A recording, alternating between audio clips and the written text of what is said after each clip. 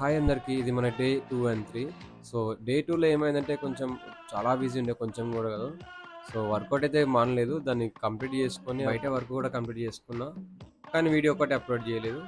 So నిన్న leg work out ఉండే, ఈరోజు chest workout. First variation flat bench press. ఇది ఒక 5 సెట్స్ ఇంటూ 4 రెప్స్. వెయిట్లు ఏ రేంజ్లో ఉంటే అర్థం చేసుకోండి. అండ్ సెకండ్ వేరియేషన్ ఏమో ఇంక్లైన్ డంబుల్ ప్రెస్.